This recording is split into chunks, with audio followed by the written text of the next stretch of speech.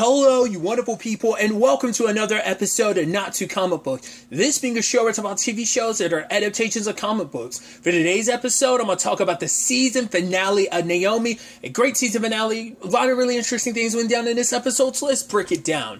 So, in the aftermath of last episode, Naomi came and opened up to Greg and Jen about what her parents said, and the fact that she finally got to meet them, and that, it's like, right, her parents were right about getting away because this is the only way to make sure to protect the people that she cares about, but it means not being able to say goodbye to them. That right there was kind of like, oh, that's interesting. I get where Jen and Greg are coming from, but it's like, right, well, it's like, yeah, your parents said not to trust anybody, so we can't let anyone know, but not even Annabelle, not like your human friends who definitely didn't end up betraying you. Once again, you could at least say bye to D because you know he had no part to play in all this because, hey, D isn't from that world, so he couldn't have betrayed you. So, and she originally drops off the device to Zimbato's because she's like, no, you have it. He's like, no, it's yours. And he told her not to run away. It's like he wanted her to get away to get stronger and be able to fight back, but not to completely run away. It's like she can't run from her destiny. This is her destiny. She is a hero.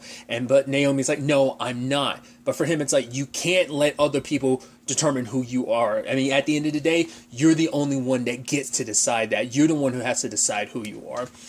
Because she's even, you know, with the opening, reflecting over the course of the season, all that she's kind of been through, you know, once again, she idolizes Superman and she wonders, did Superman ever worry about, you know, protecting the people he loved or betraying them or leaving them behind, which, once again, we know, you know, it's as fans of just not Superman's story, but also just what we've seen of Superman just once again on the same network on the same night, is that, yes, he has those same worries because he's not a perfect hero. He struggles just like anyone else to kind of piece it together, so, and hold it all together, you know. So those concerns still exist in Naomi, and she still wavers, but she ends up saying goodbye to Zimbato because she's like, for everything that you've done that I know and for everything I don't know, thank you for everything you've ever done for me, because I know at the end of the day you've done everything you could. You've sacrificed so much. You sacrificed your own, you uprooted your own life for the sake of making sure I was okay, and I can never, you know, thank him enough for it. And so on their way to leave, they get attacked by Julian and the new guy from last episode. And by the time Naomi comes to, her parents are gone. Then they go and check. Dee's gone. No word from Zimbato and Akira. All been kidnapped because they're supposed to be bait. And it turns into everyone pointing at each other being like, okay. Because somehow Akira knows that Dee got visited by Mac. It's like, how do you know that? I guess Mac might have visited Akira one last time to try and persuade her. Or maybe Mac, I don't know. Or maybe one of the goons, like Julian or the other dude, must have said that just so they would be suspicious of each other.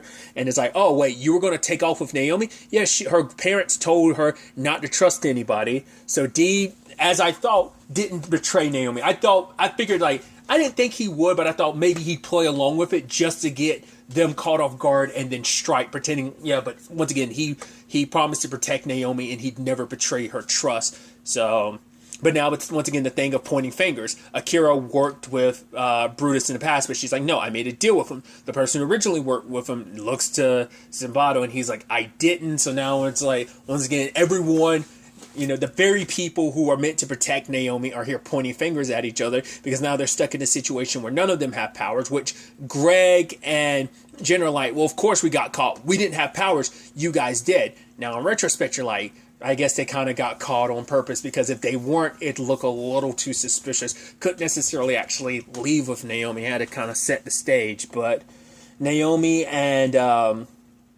I love when Naomi and Annabelle were together in Dee's shop. It's like, okay, so, it's like, don't worry, Dee's going to have to figure out. He's got a set of skills, you know what I mean? He's going to go full Liam Neeson in this, but he was already taken by then. So now, which Annabelle's first and foremost is like, yo, you were going to leave without even saying goodbye to me? She's like, when we got to a safe place, I would have, you know, called you to let you know, but it's still like, come on, this is your BFF. And it's that hero struggle of time and time again. It's that hard, you know, complex thing of, right, despite, you know, being told time and time again, we're in this together, Naomi's need to protect the people she loves and care about, especially in a situation where everyone else she cares about is getting kidnapped. She decides, like, right, we got to round up the whole team. So turns out everybody else, Jacob, Lourdes, Nathan, and Anthony are all playing paintball, and I love that poor Annabelle kept getting shot all the time. And it's like, hey, the entire group's here, and, you know, they all reunite. It's like, oh my God. Yeah, I guess they ended up filling Naomi in on the way. It's like, yeah, we know about Dee and Zimbato. They saved us. So it's like, wow. And then it's like, and Anthony's like, yo, Jacob, you made a thing to find aliens? He's like, yep. So I love that. And, you know, they're all working together. It's like, right, we're going to be this super squad. And I love Annabelle. Wait. Is this our first superhero squad scene? I'm like, with everyone in the know? Yes, it is. And it's just kind of like, oh, that's interesting. And it's like, but if this was like a secret base, it'd be somewhere. And then Anthony references like, oh, like underneath a billionaire's mansion or something. And in a cave underneath a billionaire's mansion. And then Nathan's like, wait, how do you know that? He's like, oh, because Lourdes has been getting me into Batman. I was like, I love it. And Lourdes is almost kind of giving that head nod like, yeah, I am. I love that. I love this group of nerds because everyone's gotten super nerdy. Because later on, God, what was it they were referencing? Oh, yeah, like, Annabelle was like, oh, yeah, that squid guy from Star Wars. And they're like, oh, Captain Akbar or something like that. And she's like, really? All of you? Because Anthony, Nathan, and Lourdes said it in unison. It's like, I was like, oh, you big group of nerds. Because Jacob's like, oh, I'm Aragorn. Because coming up with codenames, I'm Aragorn. Anthony, Smokey the Bear. Nathan is Ted Lasso. Lourdes is Zatanna. And Annabelle is Doja Cat. I'm like, I legitimately love those codenames because they were.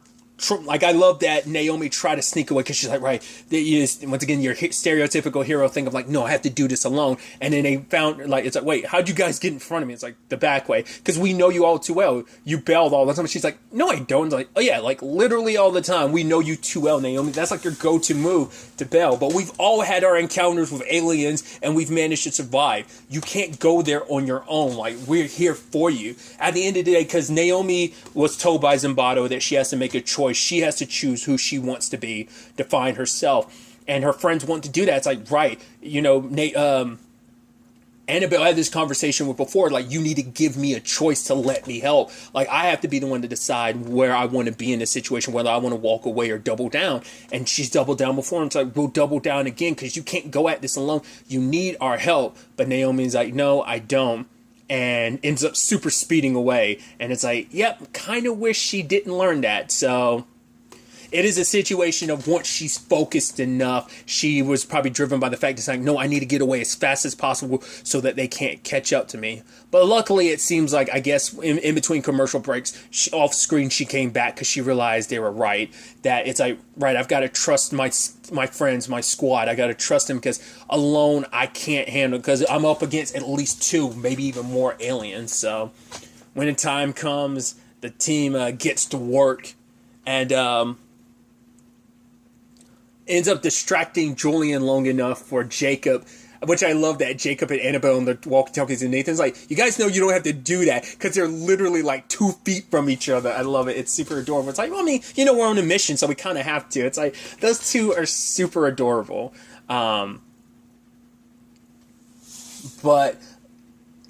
luckily, Naomi ended up taking down the other guy, and they ended up, the rest of the team ends up helping save the adults. And they're like, what are you doing here? They're like, saving you with toy guns. And it's like, oh, excuse me, sir. Please don't disparage the sport of paintball. And it's just like, you can never tell with D because he's so stoic being like, paintball, amazing, or something. He said something of that nature. I don't know if that was just him just being dry sarcasm, or whether that was just sincere. It's hard to tell with D. But he ended up stopping Julian and found out about Q. And it's like, right, you tell me the truth about her or I'm going to kill you. Turns out she's on some prison planet. I didn't quite catch the name, which I'm like, is that some comic book thing? Like, if you're a comic book person, you know exactly what planet they're referencing. So he has some idea where Q is now, but all this Naomi stuff takes precedence and priority. But given the opportunity, because they opened up a portal to Earth 29, Naomi goes through because she wants to make the choice. She doesn't know she'll ever be ready, doesn't know she'll ever be the hero everyone expects her to be, but this is her choice to protect everyone she cares about. She's going to go over, so because if she doesn't, Brutus is going to come here and he's going to hurt everyone she cares about. Well, he will never stop. And when we got introduced to Brutus, I was actually quite surprised. I don't know what I expected. I guess I expected some hulking person. I didn't expect kind of like the suave look, but it's just like, I don't know, you thought he'd be a little bit more menacing. I mean, granted, we had never got to see fully what he's capable of power-wise. I'm assuming that dagger he has that he threw at Naomi is like Earth 29 technology or something. Not unless that was something born from his powers, but it seemed like it might have just been technology-based. But Brutus, I guess because it makes sense, because Naomi never did get sick. Like, her passing out in episode 1 after the Superman thing was the first time she'd ever really gotten sick before. And now it's like, right, like I said, she's gotten blasted back, but she's never actually gotten fully hurt. And this is the first time it's ever happened. So that's what the impenetrable skin thing has always been there. That's why she's probably never been severely hurt when anyone even knocks her back. She's been knocked off balance, but never severely hurt, because no one's ever really gone full throttle against her. But because I was almost wondering, is the only reason why she didn't get hurt was because she was on that other Earth. Then now that she was back on Earth 29, I was wondering if that's why she got hurt. But whether it was kind of like a Superman thing, right, if he's somewhere away from the yellow sun, he still has his powers, but without the yellow sun, that's going to start depleting. So I was wondering if, because I think Superman can technically keep reserves of yellow energy in him unless he completely exhausts it from his body, using his heat vision, for example. So I was curious, but it seems like it's just no, because as powerful as Brutus is, he can just naturally hurt her. Because he ends up giving us some explanations on stuff. For example, Naomi passing out is basically because two superpowered beings of singular and immense power, were in the vicinity of each other, and they can't be around each other for too long, which I'm like, huh. But it makes you wonder, would that same thing apply to Superman and his cousin, because they're basically on the same level. It's just interesting what rules they decide to make up with that stuff. Maybe it's just the way Naomi's powers work, specifically corresponding with Superman, these two entities of this power level, because they're pretty much at God. I think they have the potential. Well, Superman, Kryptonians in general, kind of tend to lend themselves to that God status power. They can. Once again, what Superman's power limit is always kind of immeasurable, because he can always kind of go beyond even what you think he's capable of when push goes to shove. And I think Naomi's in that same ballpark, but that's why she reacted the way she did, was because her being the being of power that she is, being in the same vicinity as Superman, caused that reaction. And I think it's fascinating that why she only suffered that reaction. Did Clark feel it too? And it's right in that moment he felt it, and that's why he needed to get away, because he didn't know about Naomi, but he probably got this feeling I need to get away from here, and he did. I'm wondering if you could almost parallel it to the Bizarro situation in Superman and Lois, how the Bizarros being in the same vicinity as their opposites end up leading to them having visions and stuff and their minds connecting. I wonder if you could draw a parallel to that, which I think might be the case. But Brutus also wants to tell her he still says no, I'm not trying to, this world needs a leader. He believes himself to be the one that's appointed to lead this world in the right direction, because it turns out he's actually from another world too. He's not originally from Earth 29. He's from not just a different world, another dimension himself. So I'm like, so why are you dimension hopping? Maybe he's like, oh, this world needs a ruler. It's like, did he have powers before he came to this world, or did he come to this world and did that coincide with the tear? Did he kind of cause it and end up not only giving the 29 powers but himself powers, or did he have powers before he came? Just kind of like the Kryptonians all had the capability of being superpowered people. It's just a matter of being around the Earth's yellow sun makes them, they all have those powers. So it's not like it's just a Clark and Kara thing. Any Kryptonian could benefit from it. So I'm wondering, was he just a regular being from another planet, another universe, and he just came to this one and just happened to get here with the tear. Did he make sure that happened so he could have power? Like, did he run away from his universe because he's wanted, or he caused some devastation and now he's coming here because now he has the power to rule? He came for a fresh start, but the moment he got powers, maybe he thought like, oh, now I can rule this world. Maybe he was almost on some Thanos level thing of like, oh, I try to point my world in the right direction, but they wouldn't listen to me. Now I have the opportunity and power to make it happen here. So he believes himself to be altruistic. Like, I can save this world. I can lead it in the right direction, but I need you by my side, Naomi. And he's also like, right, I never did anything to your parents. And the moment he showed her the truth, I knew, like, oh, you only get, you could also freeze frame it at that, and you can see Jen's face. But the moment the person kind of revealed their face, at first I was like, the other person, when the other two, the duo shot, you know, I was certain the people that had Naomi at that time was Jen and Greg. I don't think you're meant to believe that.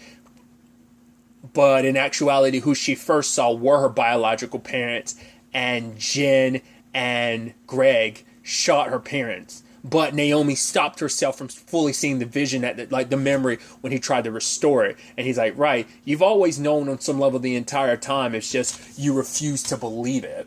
Like, it's been there on some subconscious level she knew, but the trauma of it all, I think she kind of buried it. So, but Naomi fights back against him when he's ready to try and hurt her, because, all right, you're not going to join my side, I'm going to get rid of you. If you won't be an asset, you're going to be an obstacle. But she pushes him back and actually starts restoring the nature around them. Like, her power, it is true. Zimbato was right. She can be the one to save this world.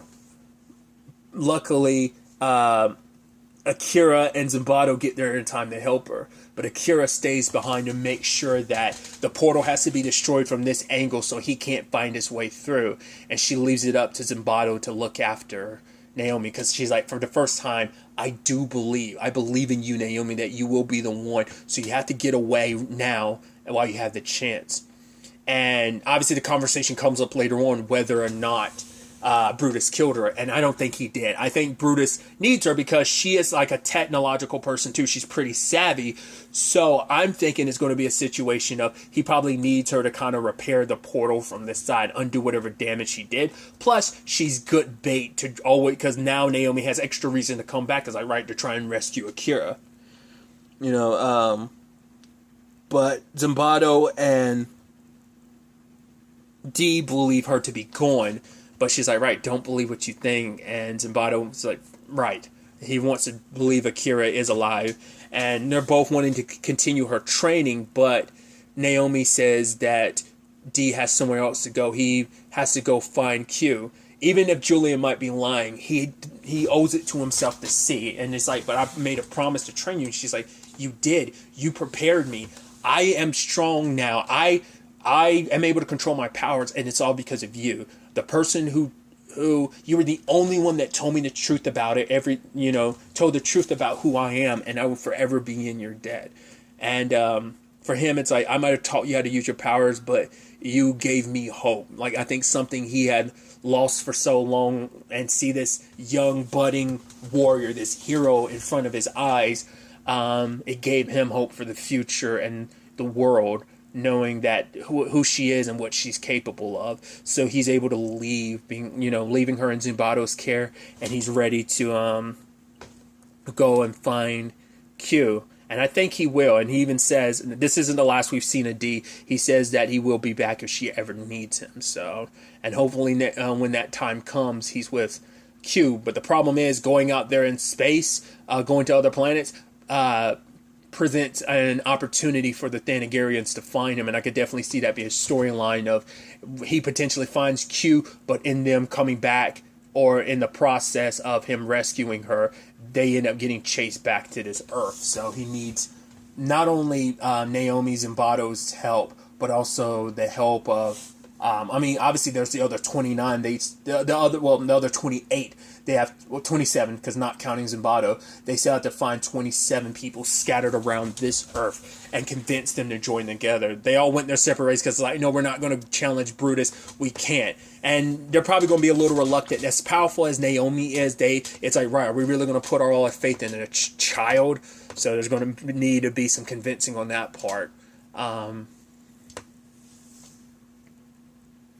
maybe with their help, and I just think like D's not going to be that lucky. I think he will find Q, but the question is, well, is it going to be a happily ever after in that regard? I doubt it. Like I said, I think the Thanagarians are going to get word of it, and they're going to follow her to Earth to wipe her out. But then you also have Naomi reunited with her friends. It's like, yeah, the super squad is all together, and it's like, and I love them joking about like, hey, like, being able to fight aliens and stuff is kind of pretty exciting. But also it's like, right, now we're kind of an official superhero squad trying to come up with a name, but also are we going to have to wear like leather suits and stuff like that? I doubt that, but they're all together now, and it seems like her and Nathan are back to where they need to be, because it's like, right, everything's kind of resolved for now, but and she's back here, and it's just a matter of preparing for the threat to come, and it's not just going to be her, it's going to be everyone in her life. And obviously at the very end, I was like, when she was with her parents, I'm like, is she going to trap them, or what's going on? But it's like, right, Naomi cut the memory off before she could fully see the truth, but it's not until she grabs onto something and sees the memory and finds out they're the ones responsible, and she confronts them, which they finally admit they had no choice. It makes sense too, because they're also the scientists. They're the ones who figured out the truth about Naomi and what she could do. That she could be the one that fixed their world, could fix the terror, could end up saving Earth 29, but her parents didn't, because her parents didn't want her to be used in that way. And now it kind of makes sense in the grand scheme of things. It's kind of ironic considering Greg and Jen are so like, no, this is not what her parents would want. It's like, it's true, that's not what her parents want, because that's so interesting though, that they played a role of like, we're so against you making Naomi flow into her destiny, but it's like, that's what you did all this for. But it's kind of like I thought with last episode, they did what they did, but eventually they grew to care about her more than just, she became more than just like, oh, the means to an end. They grew to care about her and love her like their own daughter. So it was I think maybe they were just waiting for the right time, waiting for her to grow up a little bit more until, or maybe they got so swayed in this normal, like everyday life that they were like, no, we don't want, because they are traitors, but it doesn't seem like they don't work for Brutus. That's what I was thinking earlier. I was like, but no, they wouldn't not unless their point was to try and get Naomi back on Earth 29 so that she could try and use her powers. I don't know. It's hard to say what points is them being sincere and being honest, because they've told so many lies now, and to the point Naomi's like, I don't believe you anymore. It's like, don't let us explain. Dude, and just when Naomi was believing you guys again and opening up to you guys again, you thought you moved past your rough patch, and it's like, nope, you lied to me again. You've been lying to me forever. You're the reason why my parents, who knows what happened to them, you betrayed them. I doubt they're dead, but it might be that Brutus has them captured, because they're always good bait to use as well. Maybe. And, maybe he has other plans for them besides that, but like I said, I think Jen and Greg are just like, right, we had the best of intentions. We went about it the wrong way. You were always a means to an end, but we grew to love you and care about you like you are our daughter. So maybe they did initially start like that, but then over time they swayed over to like our parents said, they're like, right, we don't want this for you. And so they started thinking like our biological parents of wanting to protect her and keeping her safe and not getting her in the middle of all of this. So I guess maybe they were always willing to walk away, or like I said, maybe they were just waiting for her to get a little bit older, and they were going to tell her to, not necessarily the full truth, but lean more into like right, this is your destiny, you have to do it. It's hard to tell. But in that moment, now kind of knowing the truth, it's kind of interesting that the more and more she discovers, the more and more of her powers unlock, and now she's starting to fly, and she tells Jen and Greg to stay away from her. So that's definitely going to be interesting, because what are you going to do? I guess you're going back to staying with Annabelle for a while, because now it's like, right, you're going to tell her and Zimbato the truth. Once again, are they the ones who betrayed the 29 in the first place? Because they disagreed with Naomi's parents, who were also part of the 29. So that might explain, like, no, Zimbato's not the one that sold them out. Not unless it's like that thing of someone else in the 29 sold them out, and Akira just blamed Zimbato, but maybe it was someone else, or maybe it was Jin and Greg. But I kind of, it seemed like they mainly did that just because of the Naomi thing, not unless. So it doesn't seem like they were necessarily working with Brutus. They are working to fight against Brutus and save their world. So I guess, like I said, them getting captured might not. I was thinking that was part of the plan, but maybe it wasn't. Like I said, I think they are sincere. They were just went about it the very wrong way, and just like, man, it's like you thought they were good parents, and it's like everything about you guys were lies, and you know, it's like, how do you come to terms with that? It's just like that's kind of a sour place to leave. Other than that, everything ends positively enough. Once again, Brutus wasn't dealt with. Of course he wouldn't be. Akira's stuck back on Earth 29, potentially dead, but I don't think so. But now, like, this revelation about Jin and Greg, like, they're still going to do what they can to protect her, but it's like she's going to want nothing to do with them. So Zimbato's going to keep them away, but it's like, ugh, you're going to probably have to reluctantly work with them in the future. Maybe they can help with the whole tracking down the 29 thing. I think that's mainly going to be Jacob, since he can, like, help track down aliens, especially because G's not here anymore to help with, you know, with his wing situation. So, but I think Zimbato is going to be the one mainly taking over her training from now on, and what that looks like, and what other abilities she might get, what other aliens she might meet, is questions for the future. At the time of me recording this, it's not clear whether or not Naomi whether or not it's going to get a second season. Fingers crossed, hoping that it does, considering where things play out.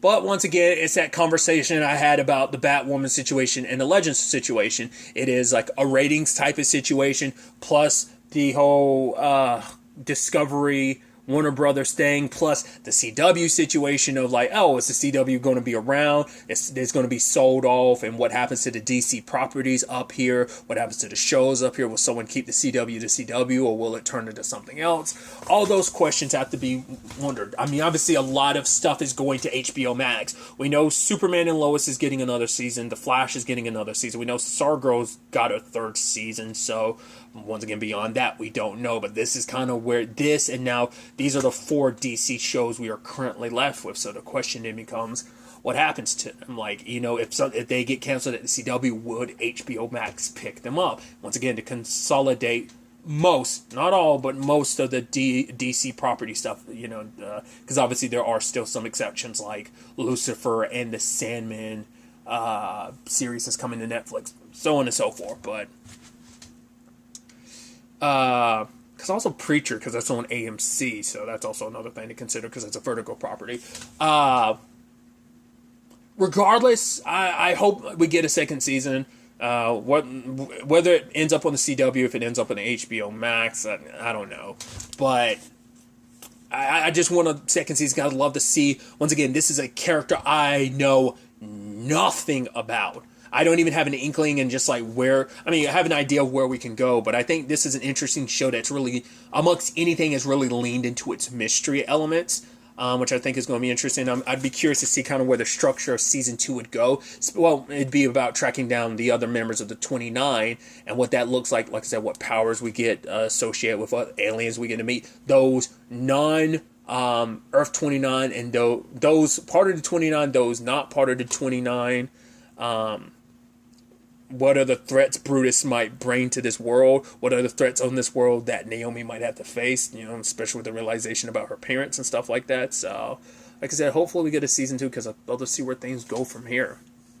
But really, that's all I want to talk about. Till the next time we meet, be happy, be safe, live life to the fullest, and enjoy it. Good day, and goodbye.